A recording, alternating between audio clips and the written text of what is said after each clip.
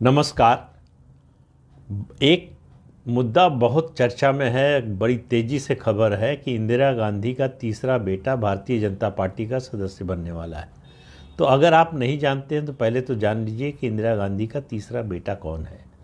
1980 के लोकसभा चुनाव में इंदिरा गांधी जब छिंदवाड़ा गई थी लोकसभा चुनाव का प्रचार करने के लिए, तब उन्होंने कमलनाथ को अपना तीसरा बेटा कहा था। तब से कांग्रेस के सर्कल में उनको इंदिरा गांधी के तीसरे बेटे के रूप में पहचाना जाता है, माना जाता है। वो इंदिरा गांधी के बहुत करीब थे, ये सबको मालूम है। उनके और भिंडरांवाले से बड़े करीबी संबंध थे। संजय गांधी से उनके बहुत बड़ी गाढ़ी मित्रता थी। संजय गांधी ज्ञानी जैल सिंह ने मिलकर भिंडरांवाले को जिस तरह से साधा, वो अब अतीत का विषय है। लेकिन आज की बात करें, आज के दौर में लौट कर आएँ तो इमरजेंसी के दौरान कमलनाथ का बड़ा जो है योगदान रहा है संजय गांधी की महत्वाकांक्षा को आगे बढ़ाने में।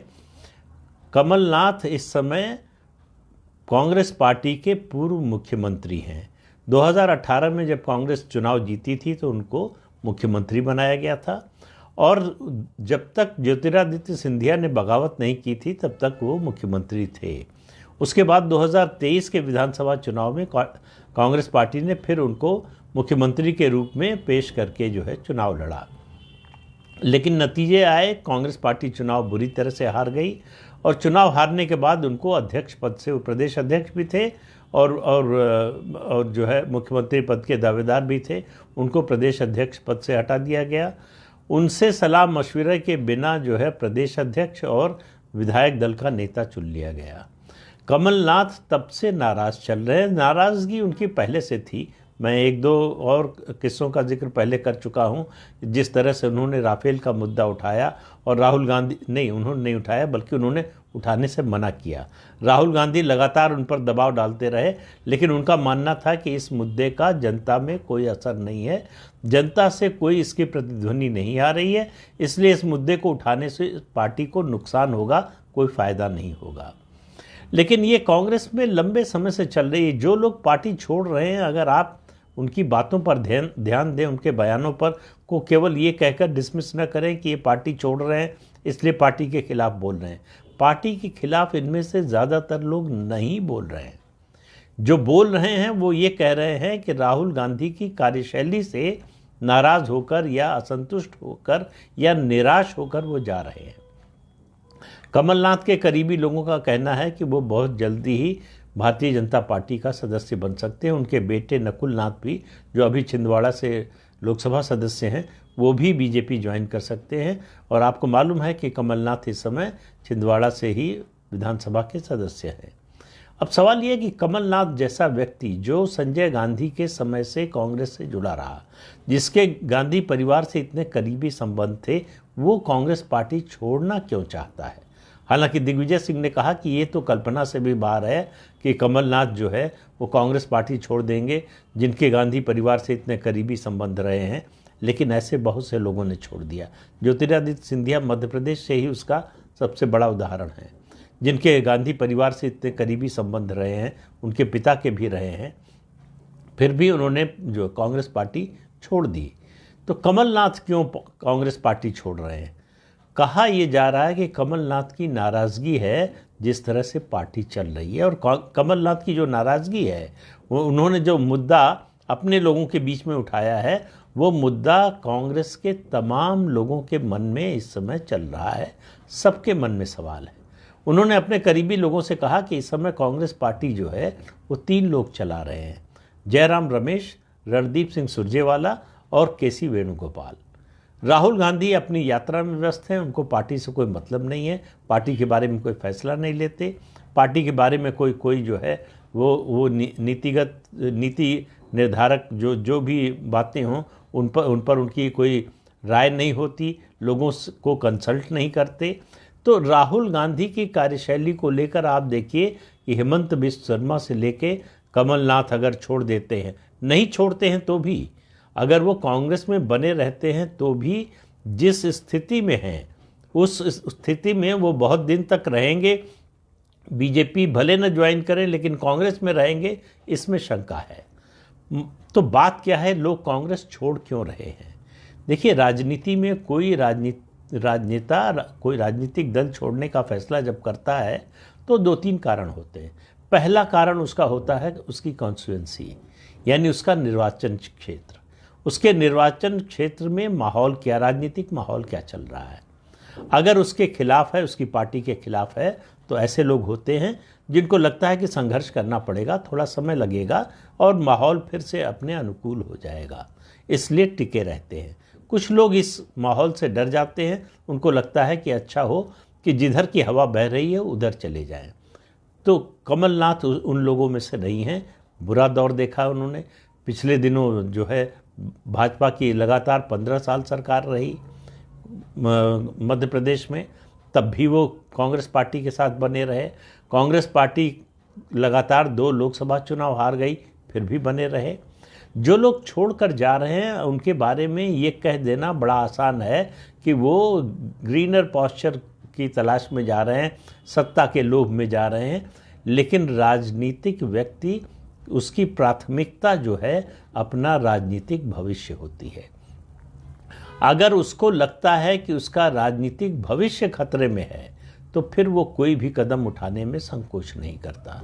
कांग्रेस जो लोग छोड़ रहे हैं, चाहे अशोक चौहान हो और चाहे अगर कमलनाथ छोड़ते हैं तो, या इससे पहले जिन लोगों ने छोड़ा, आरपीएन सिंह हो या जितिन प्रसाद हो, जो लोग, और ज्योतिरादित्य सिंधिया हो, ये सब लोग जिन्होंने छोड़ा, उनको एक बात समझ में आ गई कि अगर हमको राजनीति करनी है तो कांग्रेस में हमारा कोई राजनीतिक भविष्य नहीं है। क्यों नहीं है? इसलिए नहीं कि उनको कांग्रेस में पूछा नहीं जा रहा है। इनमें से ज़्यादातर लोग ऐसे थे जो राहुल गांधी के बड़े करीबी थे। उनको ये लगा कि कांग्रेस का ही कोई राजनीतिक भविष्य नहीं है, तो जिस पार्टी का ही कोई राजनीतिक भविष्य ना हो, उस पार्टी में रहते हुए उनका राजनीतिक भविष्य क्या हो सकता है। तो इसलिए इन लोगों ने जो है कांग्रेस छोड़ने का फैसला किया। इसलिए नहीं कि बीजेपी कुछ दे रही थी, उनको मिल जाएगा, तात्कालिक फ़ायदा हो जाएगा, मंत्री बन जाएंगे या राज्यसभा में चले जाएंगे। ये सब कंसिडरेशन होते हैं राजनीतिक दलों के नेताओं के, लेकिन इन सब से ऊपर होता है अपना राजनीतिक भविष्य। तो अगर राजनीतिक भविष्य आपको नहीं दिखे, और ये बात कोई बीजेपी का नेता नहीं कह रहा है, कोई कांग्रेस का विरोधी नहीं कह रहा है। आपको याद होगा G23 जो बना था, उसका भी स्वर यही था कि जिस तरह से पार्टी चल रही है, जिस तरह से चलाई जा रही है, जिस तरह से पार्ट टाइम पॉलिटिक्स कर रहे हैं राहुल गांधी, उससे लगता नहीं कि कांग्रेस का कोई भविष्य है। तो उस समय से अगर कांग्रेस चेत गई होती और सुधार के कदम उठाए होते तो शायद आज ये दिन न देखना पड़ता। इतने लोग कांग्रेस छोड़कर नहीं जाते।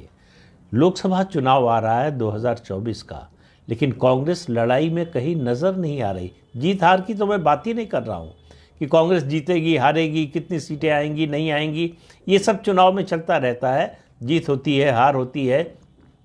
आपको याद होगा 1984 में भारतीय जनता पार्टी को पूरे देश से केवल 2 सीटें मिली थी।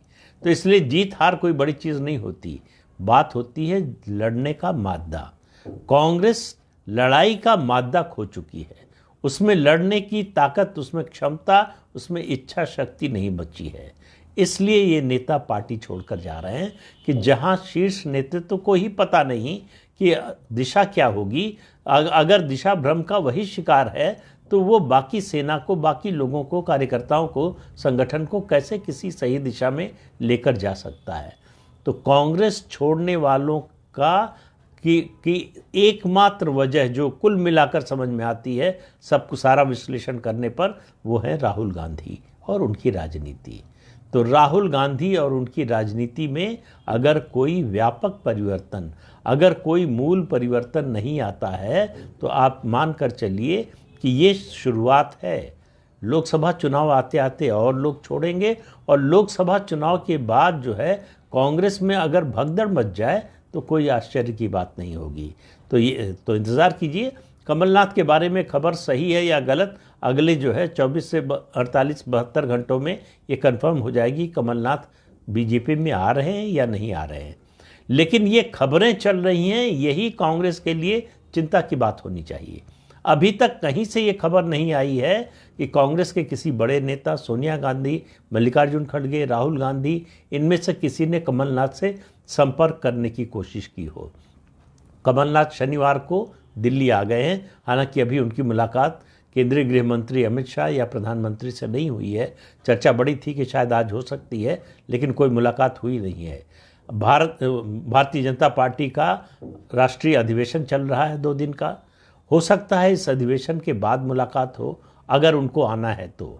अगर भाजपा में नहीं आ रहे हैं तब तो कोई बात ही नहीं है। लेकिन कमलनाथ की मुलाकात कांग्रेस के किसी बड़े नेता से हुई हो, बड़े नेता की जब मैं बात कर रहा हूं तो 2 ही लोग इस समय दिल्ली में हो सकते हैं जिनसे उनकी मुलाकात होने की संभावना हो सकती है। एक सोनिया गांधी और दूसरा मल्लिकार्जुन खड़गे। राहुल गांधी तो अपनी यात्रा पर हैं, आज वाराणसी में है उनकी यात्रा। तो कुल मिलाकर स्थिति कांग्रेस में ये है कि किसी को मालूम नहीं है कि पार्टी किस दिशा में जा रही है, और पार्टी का जो सर्वे सर्वा है उसको समझ में नहीं आ रहा है कि कौन सा मुद्दा जनता में चलेगा, कौन सा नहीं चलेगा, किस मुद्दे को आगे बढ़ाना चाहिए, किस मुद्दे पर चुप रह जाना चाहिए। जब ये स्थिति हो किसी भी संगठन में तो उसका डूबना तय मानकर चलिए, और कांग्रेस का कोई भविष्य नज़र नहीं आ रहा है। तो इस अंक में इतना ही।